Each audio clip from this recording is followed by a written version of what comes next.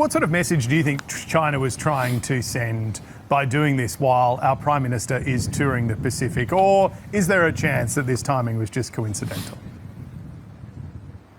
Yeah, look, I doubt that it's about the Prime Minister being in the Pacific, but at the end of the day, what we're seeing here is a long-range missile test from China, which China itself has said is nuclear capable.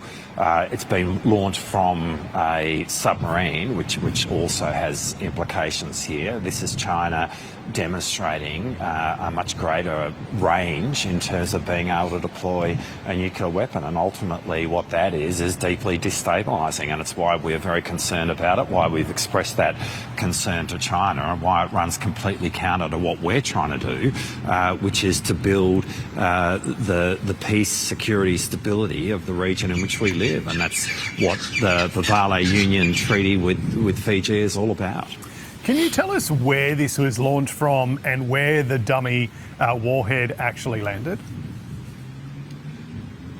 Look, I mean, we monitor our environment. It's not something that I can talk about publicly, but be assured that we monitor the environment around Australia with an unparalleled expertise, and so, but going into the specifics of that is not something I can do. I appreciate our unparalleled expertise. Can you give us the closest land mass? That feels sort of quite important. Was it close to Australia? Was it close to one of our near neighbours?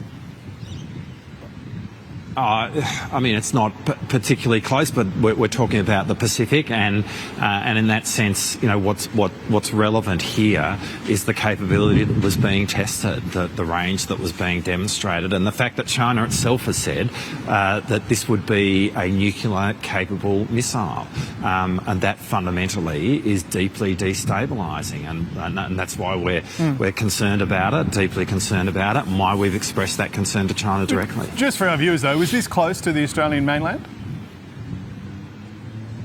Not particularly close, no. But it is a very significant capability which has been demonstrated, and one which is very destabilising.